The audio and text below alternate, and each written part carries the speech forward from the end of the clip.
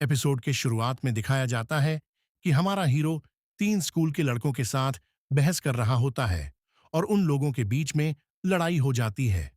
हमारी कहानी का हीरो यानी जिसका नाम है जीरो, वह उन 3 लड़कों को मजा चखा देता है। तभी पीछे से एक आवाज आती है कि थैंक यू हमें बचाने के लिए। जीरो पीछे मुड़कर देखता है कि एक बिल्ली। रुको, तुम लोगों को हैरान होने की कोई जरूरत नहीं, क्योंकि इस एनीमे में हमारे हीरो के पास एक स्पेशल पावर होती है, जो कि वह एनिमल से बात कर सकता है। तो अब हम कहानी में आते हैं। जीरो अपने घर आता है। वहां उसे डांट पड़ती है। जीरो, क्या तुम पागल हो गए हो? तुम फिर से एक और लड़ाई की? मुझे तुम्हें कितनी बार बताना पड़ेगा? अब मैं तुम्हें आर्ट ऑफ शिनोबी नहीं सिखाऊंगा। जीरो बोलता है, चुप हो जाओ, ये शिनोबी आर्ट कुछ नहीं होता। तभी वो आदमी उसके ऊपर शूरिकेन फेंक देता है और जीरो को एक तलवार दिखाता है और बोलता है कि ये हमारी अजूमा फैमिली का पूरा शिनोबिगाताना है। जीरो मजाक उड़ाते हुए बोलता है, मैं बेट लगा सकता हूं कि ये बिल्कुल फेक है।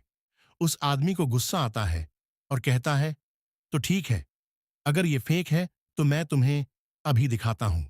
जीरो का गला सूख जाता है और वह आदमी उसे भगा देता है। फिर सीन चेंज होता है और वह आदमी बोलता है, मुझे आज रात टाउन में मीटिंग के लिए जाना पड़ेगा, तो तुम घर को अच्छे से ध्यान रखना। जीरो मन ही मन बोलता है, क्या मैं एक छोटा बच्चा हूं? तभी अचानक से एक कौवा उड़ के आता है जो हमें ब्रिज पर दिखाया जाता है। कौवा बोलता है, एक प्रॉब्लम हो गई है। जीरो बोलता, तुम तो वही कौवा हो जो ब्रिज पर मिला था। कौवा बोलता है, एक बिल्ली प्रॉब्लम में है। कौवा जीरो को जंगल में लेके आता है। जीरो देखता है कि बिल्ली खून से लथपथ है और सांस भी चल रहा है। उसे देखकर वह घबरा जाता है। जीरो उसे अपने घर ले जाता है और ट्रीटमेंट करता है। सीन चेंज होता है और हमें दिखाया जाता है कि वह बिल्ली एक पिल्लो पर गहरी नींद में है। वह आंखें खोलता है और इधर उधर देखता है। तभी जीरो उसके लिए कुछ खाने के लिए लाता है और उस बिल्ली को देता है और वह बताता है, मैं हूं जीरो और तुम्हारा नाम क्या है? बिल्ली बोलता है, क्या तुम थोड़ा पागल हो? तुम मेरी बात कैसे समझ सकते हो? इडियट।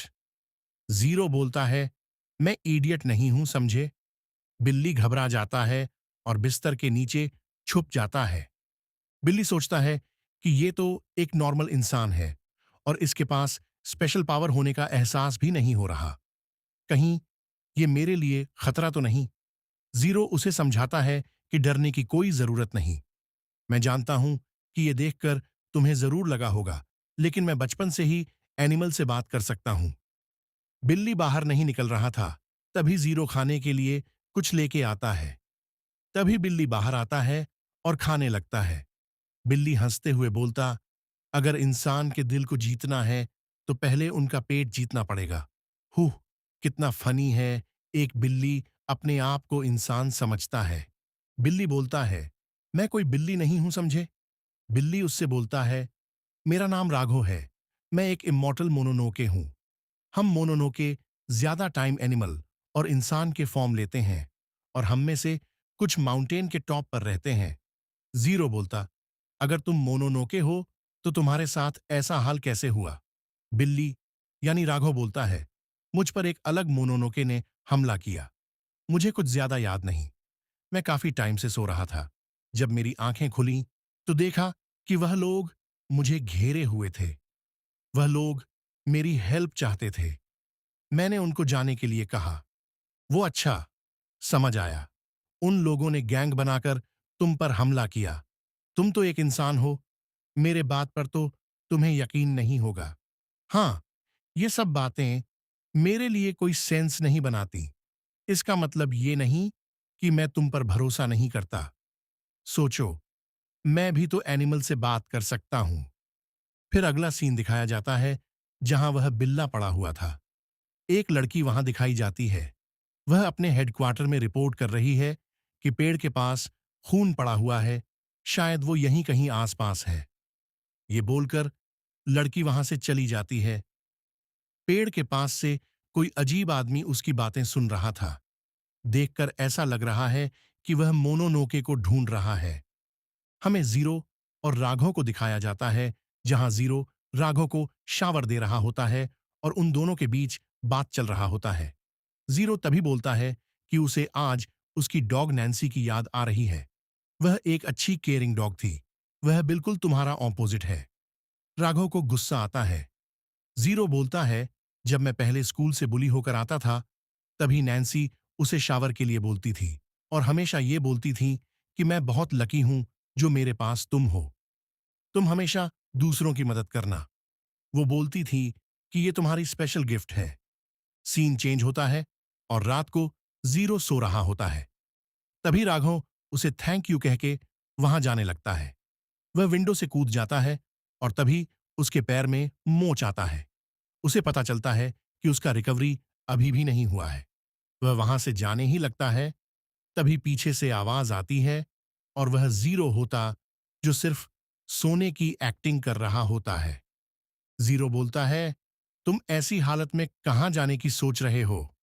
राघव बोलता है, इससे तुम्हारा कोई लेना देना नहीं है। लेना देना नहीं है, ये मत भूलो कि मैंने तुम्हारी हेल्प की। हेल्प?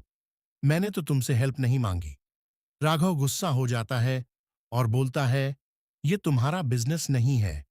इतने दूर ही रहो। तुम्हें याद दिलाने की तो जरूरत नहीं कि मैं एक मोनोनोके हूं जो इंसानों को खाते हैं। तुम और मैं दोनों अलग दुनिया के हैं। तुम मुझे मेरे हाल में ही मुझे छोड़ दो। तभी एक आदमी वहां आता है। जीरो उस आदमी को बोलता है, मेरा मूड अभी बिल्कुल ठीक नहीं। अच्छा होगा तुम यहां से चले जाओ। आदमी हंसने लगता है और तुरंत वह एक डेविल में ट्रांसफॉर्म होता है।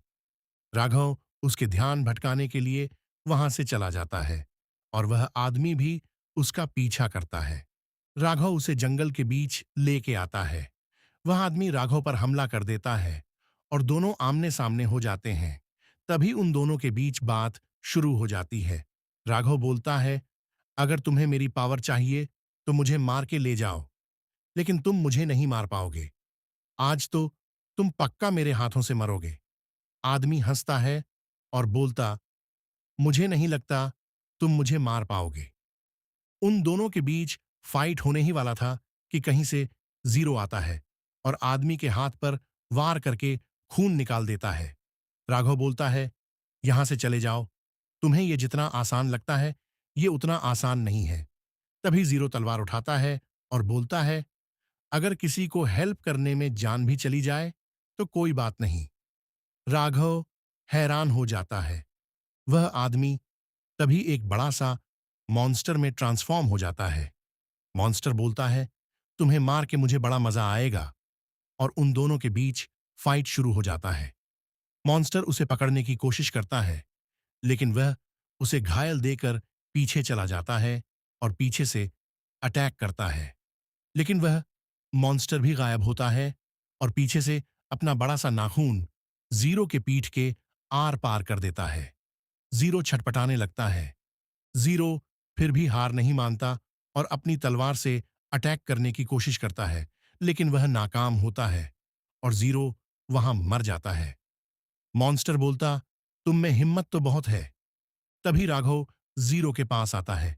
उसे देखकर मॉन्स्टर बोलता, राघव, इस मरे हुए आदमी को खा लो।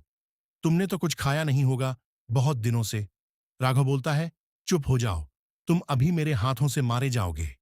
राघव जीरो की तरफ देखता है और बोलता है, मैंने तो तुम्हें पहले ही बोला था, इन सब चीजों से दूर ही रहो। अगर तुम अभी मर जाओगे तो तुम्हारी इस लड़ाई का कोई मतलब नहीं होगा। मैं तुम्हें अभी खा सकता हूं और अपने पुराने फॉर्म में आ सकता हूं, लेकिन इस मॉन्स्टर की बात बिल्कुल नहीं सुनूंगा। मैं उसका गुलाम नहीं हूं, इसलिए तुम मुझे खाओगे। मैं तुम्हारा एहसान चुका रहा हूं। इससे यह एहसास होता है कि राघव अपनी पावर उसे देता है। मॉन्स्टर उसे रोकता है, ये तुम क्या कर रहे हो? ऐसा मत करो। तभी एक धमाका होता है और राघव एक शैडो की तरह जीरो के अंदर चली जाती है। पूरा जंगल हिल जाता है और तूफान भी आने लगता है। तभी जीरो उठता है और उसे कुछ समझ नहीं आता। उसके चेस्ट में एक सिंबल बना हुआ है जो कि राघव का है। इसका मतलब अब राघव भी उसके शरीर को कंट्रोल करेगा। तभी मॉन्स्टर अटैक कर देता है और वह डॉज कर देता है। राघव बोलता, तुम्हें अभी इस मॉन्स्टर को हराना होगा। जीरो बोलता है, तुम पागल हो क्या? इस मॉन्स्टर को मैं कैसे हराऊंगा? तुम फिक्र मत करो, मैं तुम्हें अपना एक हाथ देता हूं। उसी वक्त जीरो एक खतरनाक फॉर्म में आता है और एक पंच से ही मॉन्स्टर के टुकड़े कर देता है। फाइट खत्म हो जाती है। जीरो थक जाता है। तभी एक लड़की पीछे से एक चाकू लेके जीरो को कहता है, कोई आवाज नहीं, चुपचाप खड़े रहो। जीरो सोचता है, ये लड़की कौन है? तभी एक आदमी एंट्री लेता है, सिगरेट जलाते हुए। जीरो चिल्ला के बोलता है, कहीं तुम उस मॉन्स्टर की तरफ तो नहीं?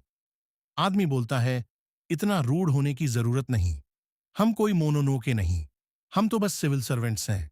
मैं तुम्हें डिटेल्स बाद में समझाऊंगा। हम तुम्हें अभी कस्टडी में लेके चलेंगे। तभी जीरो बोलता है, क्या मजाक है? तुम अचानक से कहीं से आओगे और मुझे ऐसे नहीं ले जा सकते। तभी वह लड़की जीरो के सिर पर मार के बेहोश कर देती है। वह आदमी बोलता है, अभी इसे हॉस्पिटल में ले जाओ। ये हमारे लिए बहुत इंपॉर्टेंट है और मोनोनोके के लिए भी। यहीं पर हमारा एपिसोड खत्म होता है। अगली एपिसोड देखने के लिए मेरे इस एनिमे एक्सप्लेनेशन चैनल को सब्सक्राइब कर लें।